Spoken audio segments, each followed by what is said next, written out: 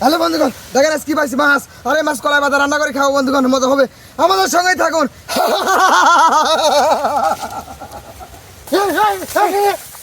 বন্ধু আমি জুঙ্গলে মাছ পাইছি, চল রান্না করে খাবো। চল চল।